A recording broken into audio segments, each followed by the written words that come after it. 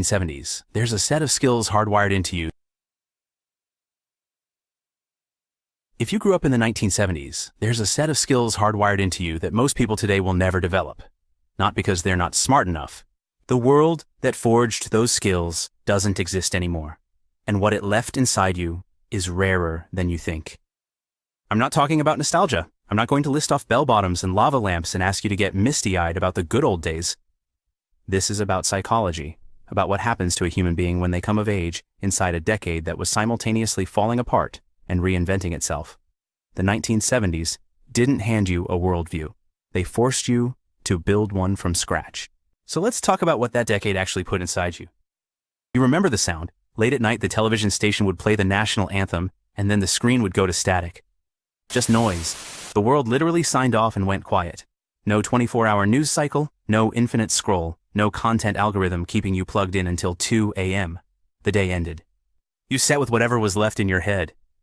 The 1970s were a decade that ran on contradiction.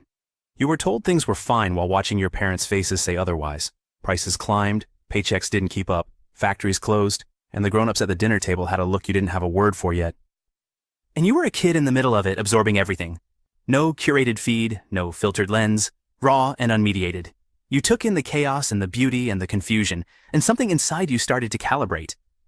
Without knowing it, you were learning to hold two opposing ideas in your head without your brain short-circuiting. You were learning to live with ambiguity. Today, when everything demands you pick a side instantly, that ability has become genuinely rare. The 1970s installed it in you before you were old enough to know what was happening. You left the house after breakfast. No phone, no GPS, no particular plan. Your parents' only instruction was some version of be home when the streetlights come on. That was it. The entire parenting strategy. You rode your bike for miles without a helmet. You played in construction sites, creek beds, and empty lots where the ground was more broken glass than grass. You drank from the garden hose, and the water tasted like warm rubber, and nobody thought twice about it. You climbed things that weren't meant to be climbed. You settled disputes with other kids without an adult moderating the conversation. You had to figure out an actual strategy, or just run faster. Now look, the asbestos in the ceiling tiles probably wasn't ideal. But that freedom produced something real. You learned to assess risk before you were 10. Something broke, you fixed it or did without. Bored, you invented something to do because your other options were 5 television channels and staring at the wall. You still carry it. When something goes wrong, your first instinct isn't to freeze or ask someone else what to do. Your first instinct is to figure it out. The streetlights were your only authority figure. But the streetlights only taught you how to handle your own neighborhood. What happened on the national stage taught you something else entirely. You watched the grown-ups get caught in contradictions on the evening news, at the dinner table, in your own school. The official story and the visible reality didn't match. Not once, not as some special event, but regularly, casually, as though it were just the way things worked. Promises about the economy didn't match the closed signs going up on Main Street. The reassuring tone on TV didn't match the tension in your parents' voices. The things institutions said and the things institutions did lived in 2 different zip codes. Your generation didn't become cynics. You became critical thinkers. You didn't choose to distrust authority. Authority gave you no choice. You learned to question without dismissing. You learned to doubt without despairing. You developed a finely tuned radar for spin and manipulation, something you carry everywhere, whether you realize it or not. In an era of deep fakes and misinformation and carefully managed narratives, that instinct has become essential. Your trust but verify reflex came straight from watching the grown-ups get caught lying, and it never switched off.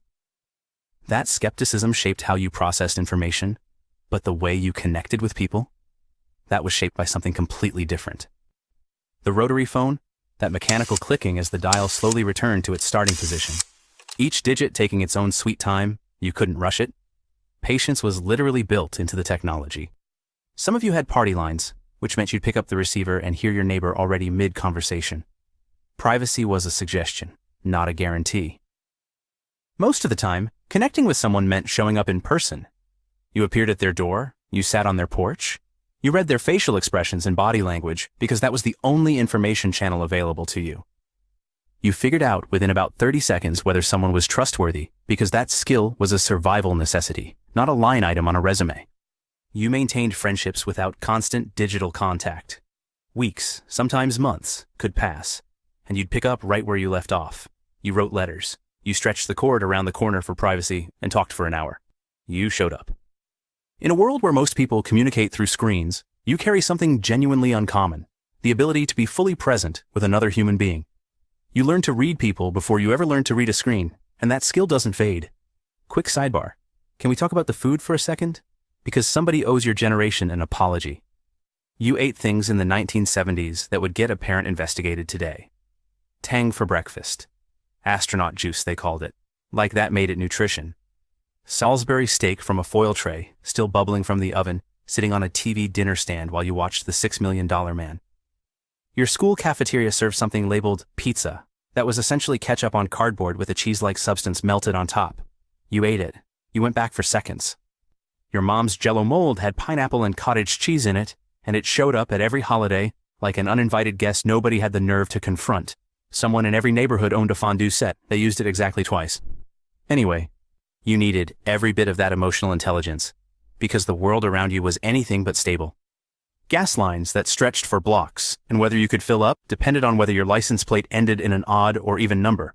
Prices going up while the economy was going down. Rolling blackouts. A nuclear scare that made the theoretical suddenly local. An entire city going dark in the summer of '77.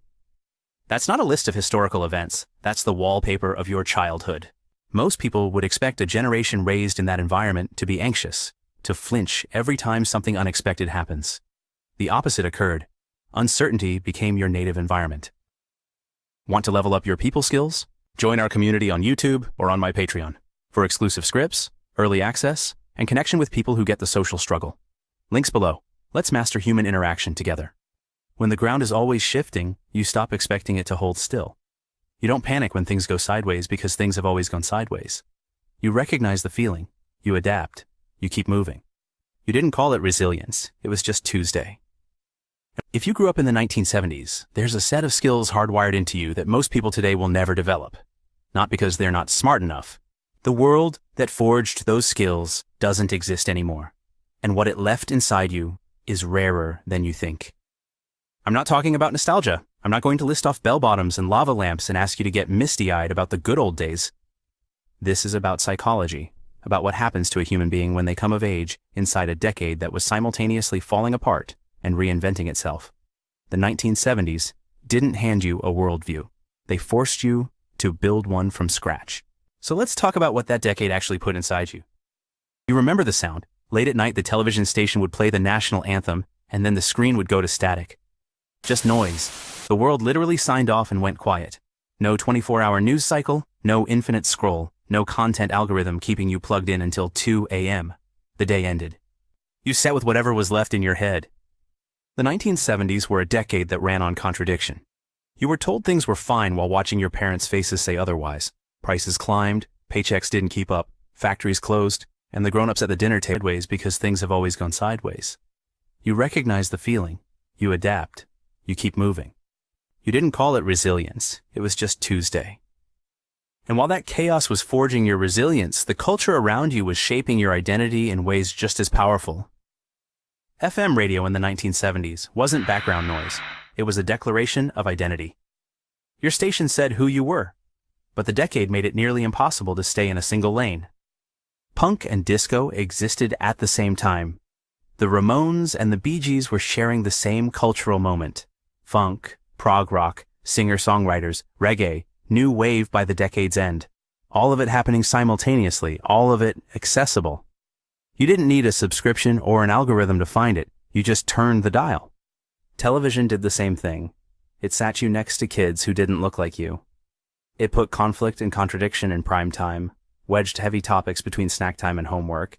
You couldn't curate your world because the technology to curate didn't exist. So you learned to navigate all of it, every genre, every subculture, every unfamiliar perspective that showed up on one of your 5 channels. Your tolerance was built by proximity, not by policy. And your ability to cross cultural lines without awkwardness, to appreciate things that don't fit neatly into one box, that kind of ease can't be installed with a workshop. The fashion alone should have been classified as a public health emergency. The self-expression, though, was genuine. And the openness it built in you has lasted a lifetime. Inflation in the 1970s hit 13.3%, not a typo. The dollar was actively shrinking while you watched your parents try to stretch it further. You learned things in that economy that no classroom could teach. Material comfort isn't guaranteed. Doing without isn't a tragedy. It's a decision. You watched your parents make sacrifices without calling them sacrifices, just calling them decisions. And you absorbed that quiet pragmatism into your bones. You saw businesses close, saw plans change. You saw adults improvise when the original plan fell apart, and then improvise again when the backup plan failed too. Being uncomfortable is survivable. Discomfort is information, not catastrophe. Then technology started changing. You've gone from rotary phones to smartphones, from vinyl records to streaming, from card catalogs to search engines. Every few years, the tools changed completely. You adapted every single time. Not because you're some kind of tech prodigy, but because you'd already been trained by a decade that never stopped shifting under your feet. This is where it gets personal. Everything so far has been about what the 1970s did to you from the outside. The deeper traits, the ones that really define who you became, are internal. Advertising in the 1970s was everywhere, but it was blunt. You could see the manipulation because it wasn't yet sophisticated enough to hide itself. You learned to spot the pitch early. The Sears wish book was your Amazon. You circled what you wanted with a pen and you waited, not for 2-day shipping, for months. Green stamps taught you that value accumulates slowly, one little green stamp licked and pasted at a time. Your generation pioneered DIY culture, not because it was trendy, because you couldn't afford the alternative. When you bought something, it was supposed to last. When you made something, it was made with care. When you fixed something, you fixed it properly because replacing it wasn't an option. Along the way, you found something a lot of people today are still searching for, meaning in non-material things.